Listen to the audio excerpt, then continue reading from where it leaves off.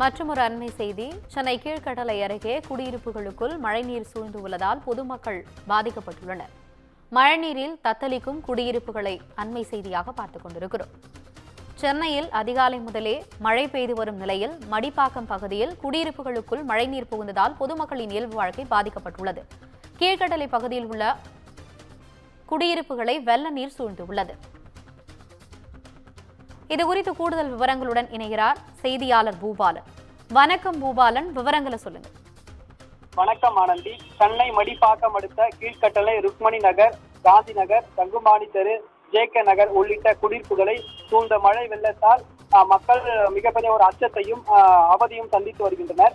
அதாவது வங்கக்கடலில் உருவாகியுள்ள ஆழ்ந்த காற்றழுத்த தாழ்வு மண்டலம் காரணமாக சென்னை புறநகர் பகுதிகளில் கனமழையானது வெளுத்து வாங்கி வருகிறது. அதன் ஒரு பகுதியாக சென்னை மடிப்பாக்கம் அடுத்த கீழ்கட்டளை, ருக்மணி நகர், காந்தி நகர்,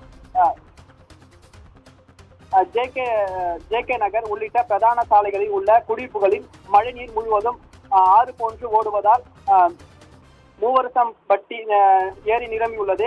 இந்த பகுதிகளில் நடைபெற்று வரும் வடிகால் பணிகள் ஆங்காங்கே முடிக்கப்படாமல் உள்ளதால் கால்வாயில் இருந்து மழைநீர் கொப்பளித்து சாலையிலே பெருக்கெடுத்து ஓடி வருகிறது. குறிப்பாக இந்த பகுதிகளில் உள்ள வீடுகளின் தளத்திலும் மழைநீர் புகுந்துள்ளதால் அப்பகுதியிலேயே மக்கள் மிகப்பெரிய ஒரு அச்சத்தில் ஆழ்ந்துள்ளனர். மேலும் எந்த ஒரு அத்தியாவசிய பொருட்களை வாங்குவதற்கு இந்த பெருக்கெடுத்து ஓடும் மழை நீரை கடந்து சென்றுதான் கடைக்கு சென்று வர வேண்டிய ஒரு நிலையானது அப்பகுதி மக்களிடையே ஏற்பட்டுள்ளது.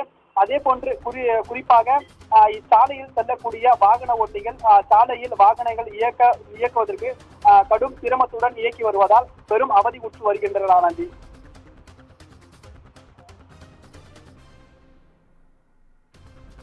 விவரங்களுக்கு நன்றி பூபாலன்.